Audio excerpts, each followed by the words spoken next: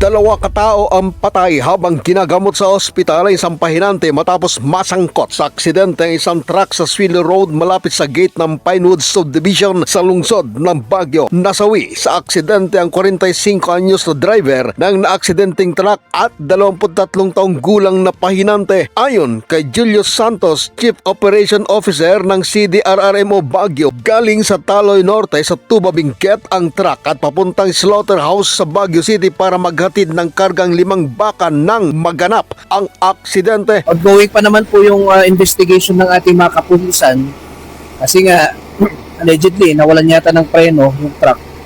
So we'll just wait na lang. Yung survivor na sa hospital dinala kanina ng EMS natin. May mga fatalities tayo.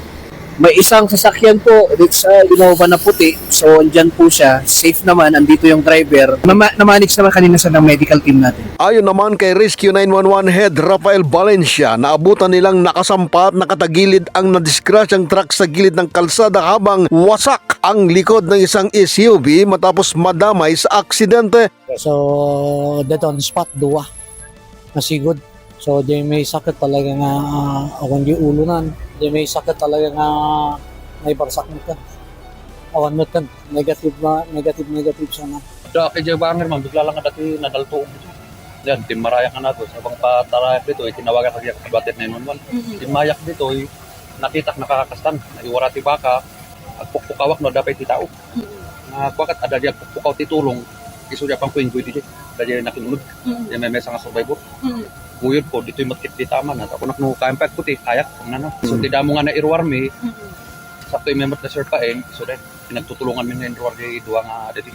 Diyan may samam, ada dito irwar. Diyan may sanga pa yun. Diyan driver, so di naibit pa lang ito. Dahil nga na yung cut seatbelt sa minaguyod nga mo na irwar.